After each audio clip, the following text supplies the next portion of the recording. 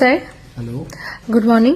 Good morning. Sir বলছি আমাদের যে গোল্ড আপডেট সংবাদপত্রের যে প্রকাশিত দাম সেটা 3-4 দিন ধরে একই জায়গাতে দাঁড়িয়ে রয়েছে দেখতে পাচ্ছি।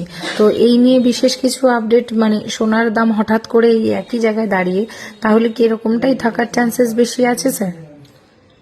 এই মুহূর্তে মার্কেট লাস্ট কয়েকদিনের আপডেট অনুযায়ী বা মার্কেটে আমরা যে সিনারিটা দেখতে পাচ্ছি, সিধা সাপটা জবাব হচ্ছে খুব বেশি উপরের দিকে বা খুব বেশি নিচের দিকে যাবে না।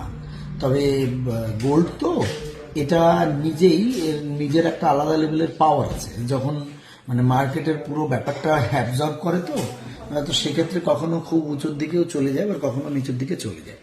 তো এখন এই মুহূর্তে আপনাদের জন্য ভালো সময়, আপনারা অবশ্যই গোল্ড পারচেস করুন। আজকে 22 ক্যারেট 10 গ্রাম গোল্ডের দাম আছে 1,49,150 টাকা, এবং মোটামুটি কালকে পরশু বা তারপরে যদি কি কয়েকদিনের কথা বলা হয় এরকমই আশেপাশে 19-20 থাকবে। তবে চটজলদি আপনারা পারচেস করে নেবেন, কারণ সামনে কিন্তু আবার একটা গোল্ড হাই করার চান্সেস আছে। এখনই না, হয়তো 2-1 সপ্তাহের মধ্যে সমস্যা হবে কিনা 100% বলা যাচ্ছে না, খুব একটা প্রবলেম হবে না।